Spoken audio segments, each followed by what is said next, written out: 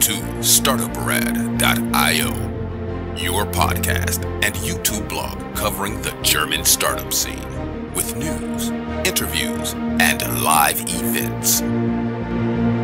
Hello and welcome everybody. This is Joe from Startuprad.io, your startup podcast and YouTube blog from Germany. I'm right now here in my grad study again during the time of Corona, interviewing a startup sponsored by Invest in Hessen. Sorry if I look a little bit disarrayed here. I've been traveling for the first time since Corona outbreak via train, and I had to keep my mask all the time on my nose. That said, I would like to welcome, of course, remotely, Ioannis here with me. Hello and welcome. Hi, Jörn. How are you tonight? I'm doing great. Thank you very much. And apologies for everybody who hears in the background. My son, he has a lot of superpowers, including to be very cute and screwing up daddy's recordings as well, of course.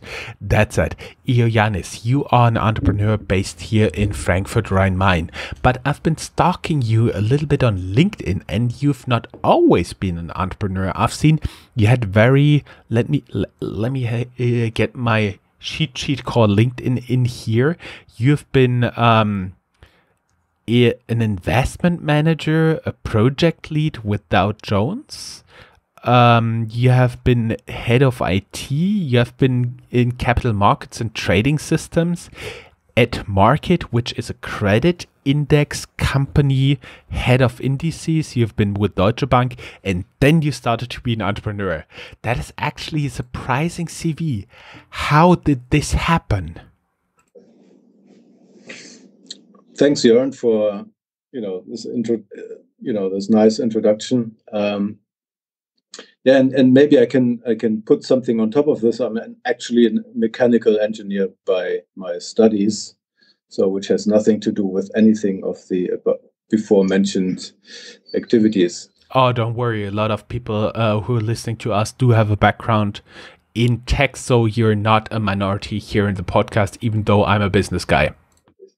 Yeah, actually, and it's fun because actually I'm one of the few real engineers in the engineering and tech scene, because many also, of course, have studied informatics or similar studies, but of course there are a lot of self-trained and self-educated folks as well who have got additional skills. So basically, when after my studies, it was kind of difficult to get into my actual industry, mechanical engineering, automotive, or whatever. So, but it was quite easy to get into the information and trading systems industries. And basically, to cut a long story short, I gained more than 20 years of enterprise IT experience, mostly in banks. So I saw pretty much every angle in banks, from the front, middle to the back office, smaller but also very large companies, and I learned basically how to bring change through an organization and how to bring something into production. Basically, operating a technology for a business. Sorry to interrupt you here, but we do have an audience which has a heavy background in financial services, but of course not everybody would know that. So talking about trading systems, so that means you have been the guy working on the actual systems you see in the trading rooms, like the hundreds of screens and all the big machines running underneath it. That is called the front office. Then you have the guys, for example, compliance tradings, and so on and so forth, the middle office. Risk management, of course, and then finally you have the guys in the back office who actually make sure, for example, that the stuff the trader in the front actually traded is actually settled in their accounts, the money goes out, and so on and so forth. For everybody who'd like to learn more about this, go down here in the show notes. We'll have some links for further readings as well. Sorry to interrupt you, but we try to make it as educational as possible. No, and absolutely, you're spot on. And yes, exactly. There's even a very interesting story that I was working in the cash and liquidity management of a large bank during the the first big financial crisis, where you had the names on a sheet of paper which were allowed to do which the bank was allowed to do transactions, and on another list where there was no allowance to do any transaction with these banks anymore. This was a very interesting phase where we did a lot of change in that bank. Yes. One question: when you're referring to the past big financial crisis, it's not 1929, right? No, this was the 2007, 2008, credit crisis, which everyone, let's say, refers to as a first financial crisis, of course. Yes, absolutely. Interesting, maybe something, a small, let's say, adventure into the VC industry around 2000, 2001, after my first tenure with Dow Jones. It was the time of the new market, and I got an opportunity to change into support, the first time to get to know startups from the financial and the funding side, and worked for a small team, and we consulted young technology and biotechnology or biomedical startups on fundraising activities, which was basically my first, let's say, foray into understand how young startups are born and funded, and how they grow or they don't grow. Obviously, the new market was basically, or the dot-com bubble at that time, around the 2000 to 2001 area, was, let's say, the first time where the internet became a big hype for investors and stock markets.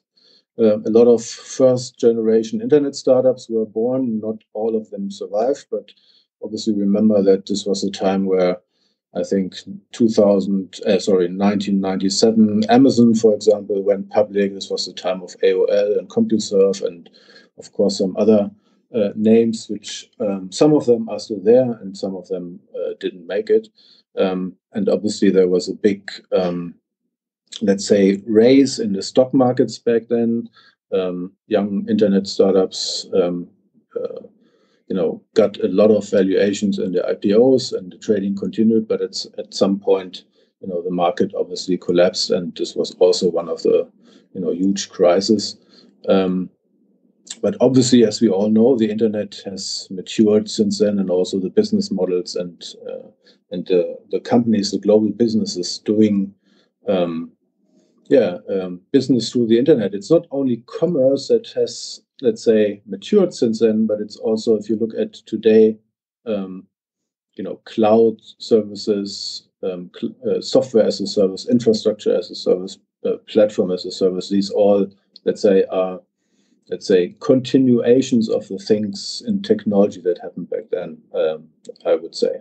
I think I do get a lot of the stuff you've been talking about, especially neuer Markt. New market was like the German .com area, and instead of Nasdaq, the Deutsche Börse completely shut the segment down, and that may have been one of the reasons why nobody wanted to get into startups so fast again after the 2008 financial crisis, because a lot of people had still been hit very hard in 2001 with a crash there, so that was maybe one of the reasons. That said, you have been there as well, and now the question is, how did you still decide to get into startups? Sure. So a couple of years after this, almost 10 years basically, I started to work for Deutsche Bank, and did what I did before, a very large transformation project in the back office, in the payments, in the SWIFT messaging, as they say. SWIFT is this global network where all money transfers are happening, or most, not all, but most money transfers between institutional organizations in the financial markets are transferred back and forth. Basically, each euro that is wired, or most of the cents and euros that are wired from one place to another go via SWIFT. And after that project, after that finished, I started to work in the information security operations department, where I managed a lot of money for keeping the human capital, the experts, and the capex and the opex, so investments into our own technology, and the running costs of the technology that we used for running the systems, and building the capabilities and funding the operations for the information security operations of the bank. And this was a very, let's say, exciting environment, very dynamic, very agile, very adaptive. We were implementing what we say a risk-based approach. So trying to understand as much as we could about the threat landscape. That means threat landscape is, let's say, the attackers, the adversaries who are going after the customers, the employees, the assets, the data of the customers or the employees, or the VIPs, the board members, or the executives of the bank, or against the infrastructure, or against the supply chain of the bank. Because sometimes, when something is secured quite well, which a bank happens to be, then the adversaries or attackers are trying to get through the weaker links in the chain, which sometimes can be one of the companies that is in supply chain, as we say. I had an interview that I'll link below from the from the IT SEAL social engineering lab, and those guys are also talking about the weak link. And actually, what they do is training the employees not to click on every link. And I just remembered when you said weak link, I remembered that they said the top management is usually the first to click on any link they get sent. It's not that. It's not, it's not always, you can't say it's a specific persona that is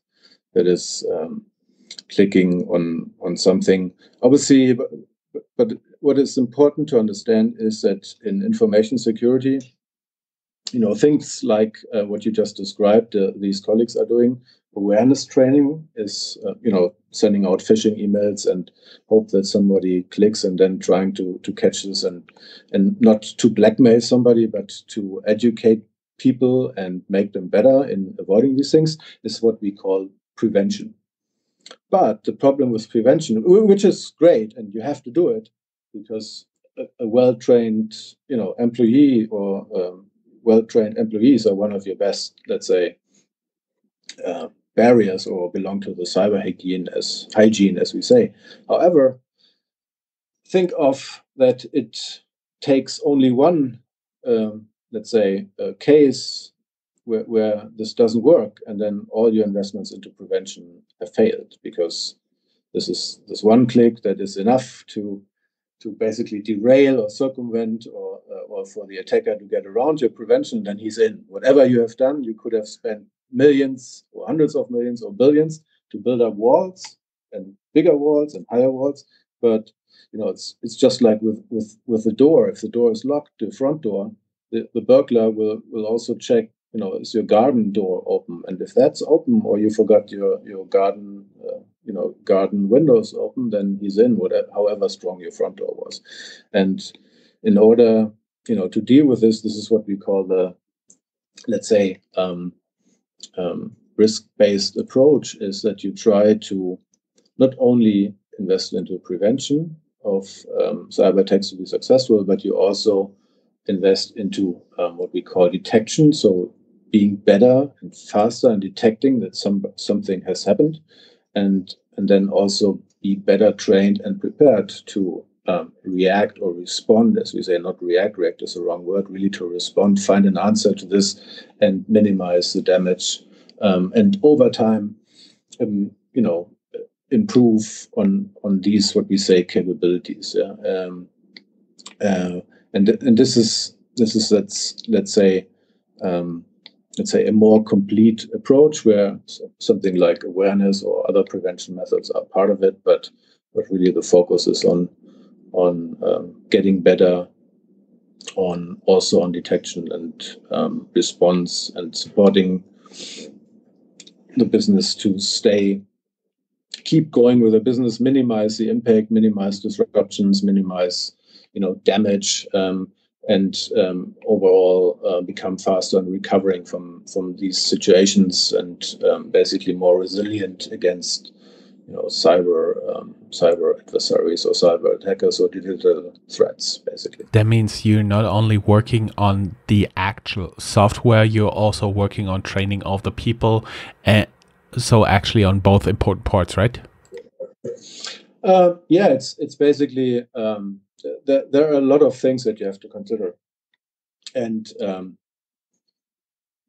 the easiest, or let's say one of the easiest things, is to first understand what are the most critical assets that you need to protect, and what are the risks against these assets. Yeah, whatever that is, each organization has slightly different, way of doing their business, or a different set of assets, or a different kind of threat actors that are targeting them.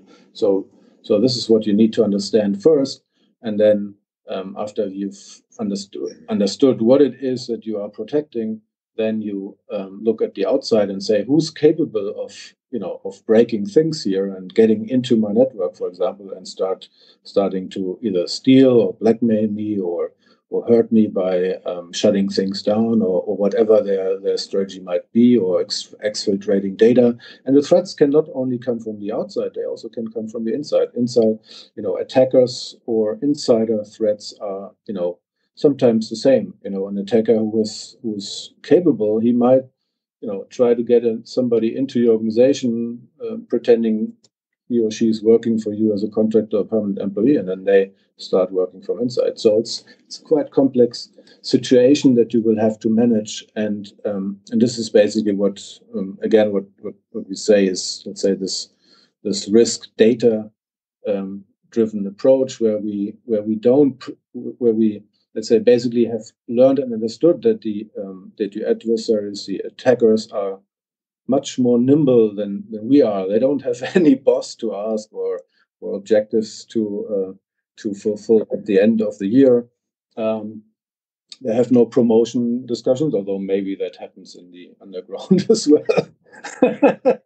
But they do this professionally, and this is what people don't understand is, it's not always that they come in and then do a lot of damage. No, one of their biggest strategies is to come into an organization, into their infrastructure, and then persist, as we say, and be there and install as many backdoors as they can, directly or indirectly, through their, through the supply chain, and use them when they need it. And for this, they have built up, really a fine-grained, let's say, business infrastructure, where really one is developing a piece of malicious code, and they assemble from many pieces of software their, let's say, attack tools. Then there's infrastructure, then there's the scammers, and there's physical, there's whatever you can think of. And for each, let's say, attack or campaign, they really put this together with, and it doesn't cost them a lot. It costs them maybe a few €100 or dollars to build an attack campaign. And the effort on the other side is millions sometimes, in order to understand this kind of attack or campaign, and build up the infrastructure and the capabilities. And capabilities always, people, process, technology, in order to make sense, to understand all of this, to be able to have the capability to detect and be trained to respond. Go ahead. Yeah, you have a question. Yes, I'm always smiling because I've been very frequently working with very talented people from forensics, from my employee who pays my salary, as well as people from cybersecurity. And I always think, when I'm talking about them, I'm glad that they are on the good side, because they would make amazing criminals. Do you also have to have the same talents there? There's a saying. It takes a thief to catch a thief. Yeah, it's really what I mentioned is, attackers are devious. As you may have seen in this current health crisis, COVID, attackers even go after health institutions or hospitals. They don't basically care that they are doing more damage to people who have already, health problems, for example. They just are very devious and they have just one goal. Most of the times, 80 or 90%, it varies per study, is just to make financial gains. Yeah, and you see that a lot of, for example, there was a report recently that during the COVID crisis, the search terms on Google and other search engines of how to hack, or what does it take to become a hacker, really leapfrogged, because a lot of people who were probably not earning a lot of money went out of jobs and were looking for alternative sources of income, and thought, oh, let's become a hacker and make an income as a hacker, because they probably read that somebody else was doing fine with this kind of a job. Obviously, not everyone who was searching for this will eventually become, because it does probably take some skills. But the thing to notice is that many people cannot imagine what these guys are capable of today with little effort, and what they are actually really doing. They if they can attack you, they will attack you, and in most cases you won't even notice that you have been breached and that something is in your organization persisted and just waiting, with many backdoors, just waiting for real hacker groups or individuals or organizations to be utilized for their advantage. What I have in mind from talking to some of the hackers, like on the good side, I assume, is that there is a lot of information out there they can use to make their attacks more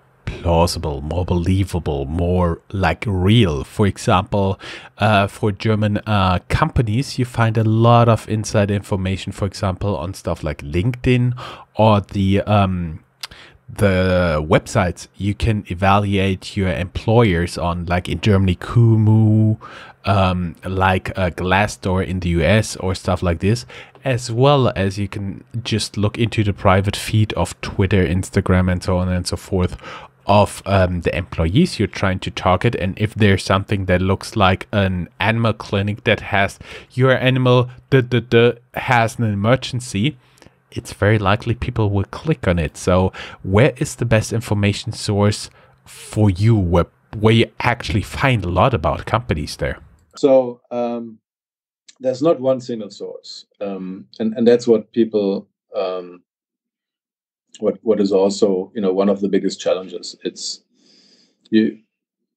basically, again, from you have to start from your requirements, from your most critical assets, which depends on your business that you are doing and conducting, and even your operational footprint is important. Your M&A activity is important. So when you buy new companies or divest, this changes your threat profile. So basically, from the definition of the threat profile and formulating the most high-level requirements that you can think of, you start to break them down into sometimes a framework that we call MITRE ATT&CK framework, which is an approach to structure the phases of an attack, and from there, so this is basically the techniques, describing the techniques, trying to standardize the description of the techniques that the attackers are doing, and then from there you start to select the sources internally as well as externally, which we call externally we call intelligence, and internally it's a variety of sources that can come from various systems, and try to depict on which of these sources gives you the best information to fulfill your mission to protect your infrastructure as good as possible. So bringing you into a position to have adequate cyber hygiene, to have adequate prevention, or invest or leverage the investments into prevention technology that you may have, but also start to work with external information about threat actors, which there are many, but you have to break it down, make it specific, contextualize, as we say, enrich it, so that when something is going on, you can have or get to situational awareness very quickly. It sounds complex, but it must not be. It's just you have to. This is what we call this risk-based or intelligence or data-driven approach. Is that you start to process and evaluate the relevant information that you need to know of, and also because this is not a static process, you have to also consider that your adversaries or the attackers are advancing in their capabilities, are developing new tools, and this also affects your threat landscape. I'll give you an example that, for example, think of DDoS, for example, which is a distributed denial of service kind of attack that was very popular a couple of years ago, which was basically, used by attackers to bring your website down so it's not responsive by throwing a lot of traffic into it. Okay, so basically a couple of years ago you would have invested into DDoS protection, which is available now.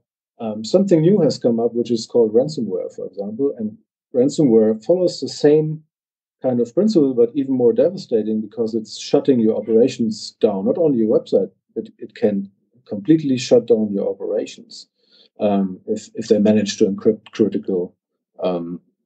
critical parts of your systems. So and the added benefit for the attacker is that they can make money out of it. With DDoS, they could only shut you down, but now they can make money with the decrypt, with you having to pay ransom for getting a decryption key, hopefully, and hoping that this will work. So this is an example for how the threat landscape and the methods of the attackers have evolved, which require also the defendants to adapt their cybersecurity, information security program to be able to cope with these kind of developments on the adversary side. So, and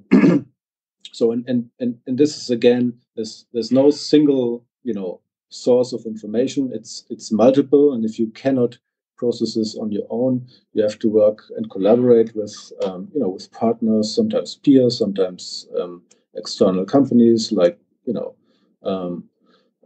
like us or others, and select the most, let's say, and learn how to select them or direct your investments into these, into the capabilities, build up capabilities, maintain capabilities that really help you deliver against your mission, which is always protecting the most critical assets that you have as an organization.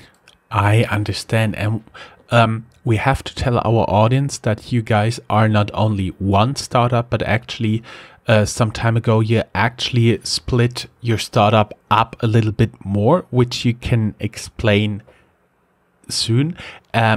But just before that, what you've been saying, was this one of the drivers that actually got you to split the company? So basically, when I was working in that bank with my partner, we saw a need for one of the biggest problems that we had. So in order to get situational awareness of what's going on, we do investigations, and investigations is basically, think of it like a murder case, where you come to the murder scene, and there's just a corpse, and you don't know anything of what has happened. And as you know, some of these cases are take years to get clarified, and this is very similar to how a cyber investigation takes place. Something is going on in your network, and you have no idea what is going on. In some cases, when there's something that you have maybe seen before, you have some better idea, but in many cases it's really difficult to make sense of what is going on, because guess what? That's the strategy of the attacker. That's their job, basically. And really, and this is even they use a strategy where they use the same tools but slightly modify it so that your systems, who are looking at fingerprints or other technical means of trying to compare, is something that we've seen before, is that it increases your effort to understand, is this part of something that I have seen before, or is this something completely new and more dangerous or more targeted or whatever. So this is why, on the one side, this risk-based approach with the use of not only internal but also external information is one of the tools, but another is collaboration, exchange of information with others. It can be internally in an organization, the other teams, or it can be outside of the organization. It can be law enforcement, it can be industry peers, it can be even competitors, it can be let's say your one of your vendors, it can be one of your service providers, it can be, let's say, any other entity, communities or basically other sources of information. But the problem that we saw was that this collaboration with others was extremely difficult to operationalize. Yeah?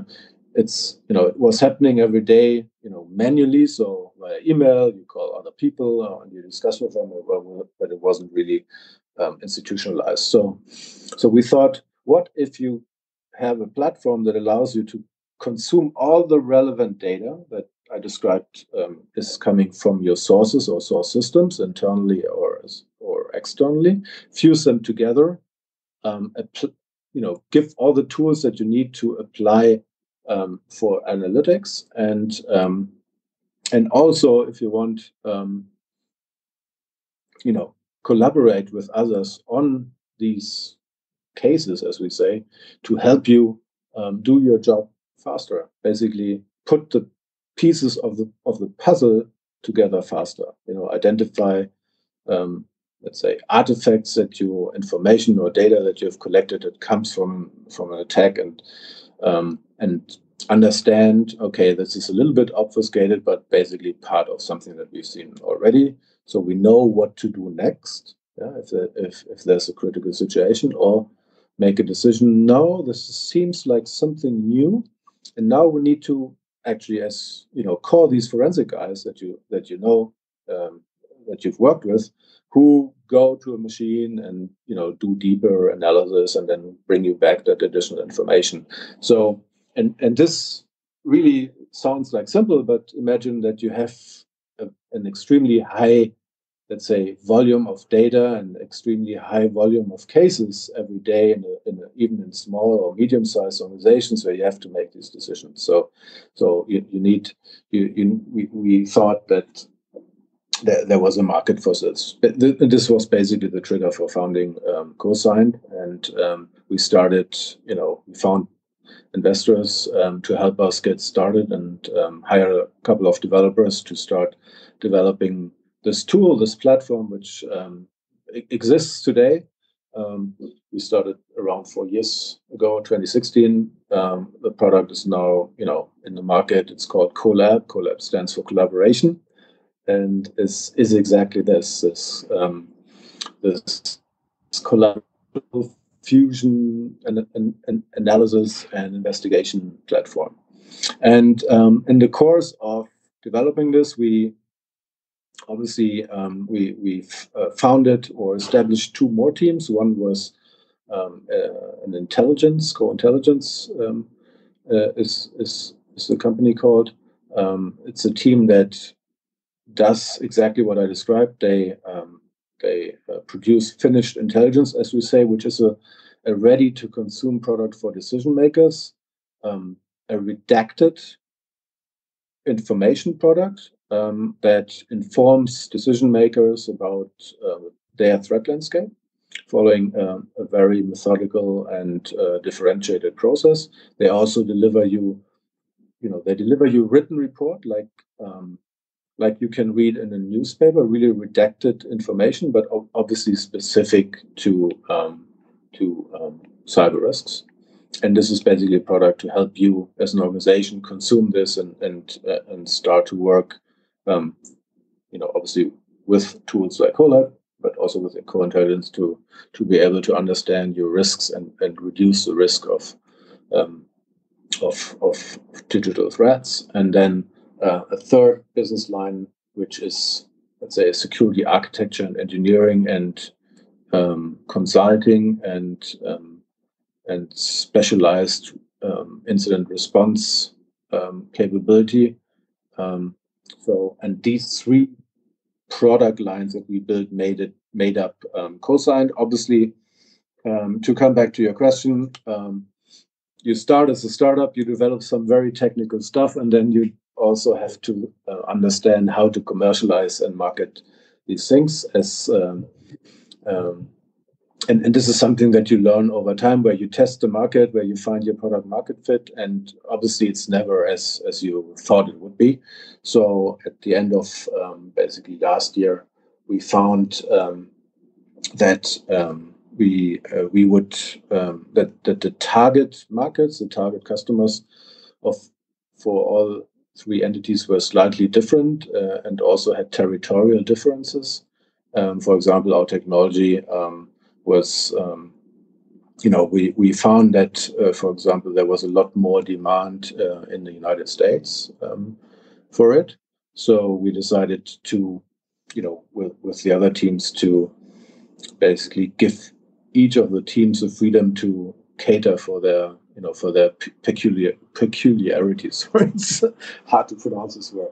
So giving them independence while retaining the motivation and obviously the ability to work together, but also being able to go after their own main target prospect and customer base more independently. So we founded CoLab Technologies. It's now based in Maryland. We founded Co-Intelligence. It's still based in Frankfurt, and QuoSec also still based in Frankfurt. Don't worry, that finally leads me to the question, because you guys may remember from like 35 minutes ago. This is a long interview, but I actually enjoy it. You remember this interview is sponsored by Invest in Hessen, and you now split your startup into 3 startups, of which 2 are actually still based in Hessen. Could you elaborate a little bit on why? So for why they are still in Hessen, or why we made this move to the US for why they are still in Hessen? Sure. No, I mean this. They so both teams have, let's say, local customers. Also, CoLab has also local customers here in Germany, not necessarily in Hessen, but the teams come from here. We were able to secure our investor from Frankfurt, and also the infrastructure that we found here, and the ability to, let's say, find office space and good infrastructure and good access to candidates was at the time and still best here. So we at some point, there's an anecdote that we thought we might get more developers if we looked for them in Berlin, but that wasn't the case. We were much more successful for finding people who wanted to be here in Frankfurt. So and still, when I said CoLab moved to the United States, it doesn't mean that all the people moved. We still have a good chunk of the team working from here.